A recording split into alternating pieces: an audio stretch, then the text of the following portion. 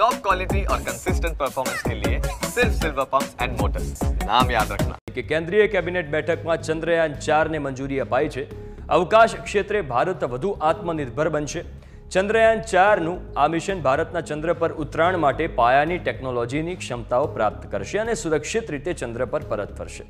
તે ભારતીય અવકાશ યાત્રીઓને 2040 સુધીમાં ચંદ્ર પર લેન્ડ કરવા અને તેમને સુરક્ષિત રીતે પૃથ્વી પર પરત કરવા માટે મૂળભૂત તકનીકો વિકસાવશે।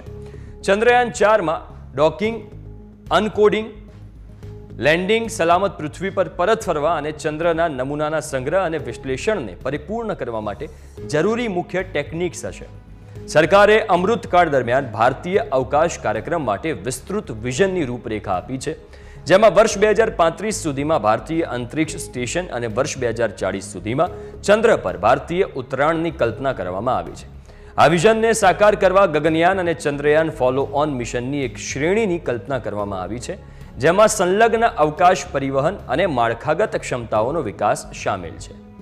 ચંદ્રની સપાટી પર ચંદ્રયાન 3 લેન્ડરના સલામત અને સોફ્ટ લેન્ડિંગના સફળ પ્રદર્શનને મહત્વપૂર્ણ તકનીકો સ્થાપિત કરી છે અને ક્ષમતાઓનું પ્રદર્શન કર્યું છે, જે માત્ર થોડા જ અન્ય રાષ્ટ્રો પાસે છે।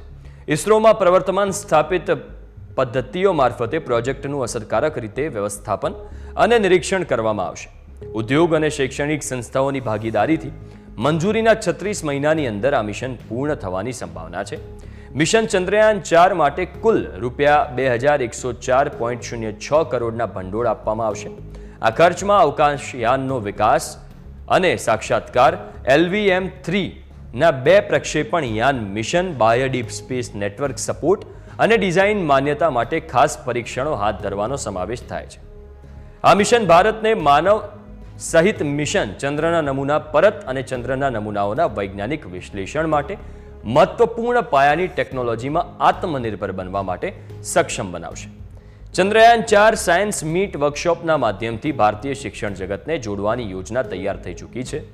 આ મિશન પરત ફરેલા નમૂનાઓના ક્યુરેશન અને વિશ્લેષણ માટે સુવિધાઓની સ્થાપનાની પણ ખાતરી કરશે, જે રાષ્ટ્રીય સંપત્તિ હશે। ચંદ્રયાન 4 ઉપરાંત ગગનયાન અને શુક્ર મિશનના વિસ્તરણને પણ કેબિનેટ બેઠકમાં મંજૂરી અપાઈ છે।